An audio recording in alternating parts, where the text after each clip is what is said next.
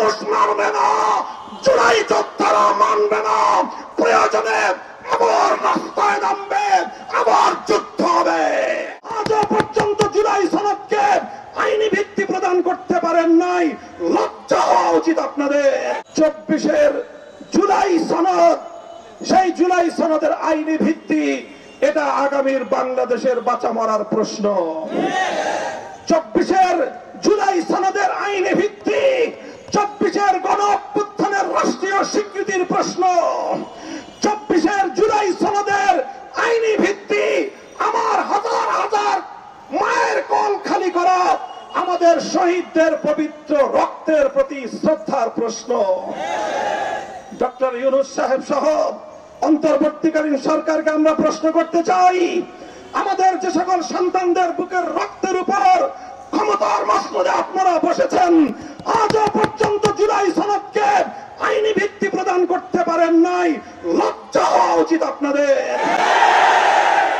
আপনারা নির্বাচন নিয়ে তড়িঘড়ি করছেন, নির্বাচনের তফসিল ঘোষণার প্রস্তুতি গ্রহণ করছেন, নির্বাচনের আসন পুনর্বিন্যাস করছেন, অথচ 24-এর আমার সকল শহীদের রক্তের প্রতি শ্রদ্ধা জানানোর রাষ্ট্রীয় নিদর্শন জুলাই সনদের আইনি ভিত্তির ব্যবস্থা এখনো করেন নাই।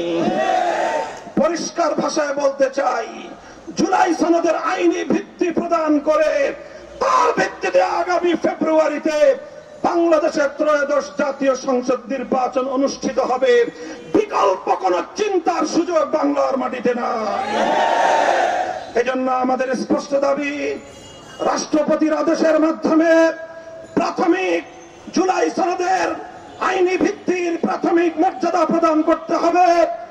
এরপরে আগামী জাতীয় নির্বাচনের উল্লেখযোগ্য পূর্ব সময়ে একটা যৌক্তিক সময় হাতে রেখে গণভোটের মাধ্যমে জুলাই সনদকে গণভিত্তি এবং রাষ্ট্রীয় আইনি ভিত্তি প্রদান করতে হবে। সেই জুলাই সনদের ভিত্তিতেই 13শ জাতীয় সংসদ নির্বাচন অনুষ্ঠিত হতে হবে। এর কোন ব্যত্যয় বাংলার মানুষ মানবে না, জুলাই যোদ্ধারা মানবে না। প্রয়োজনে আবার রাস্তায় নামবে, আবার যুদ্ধ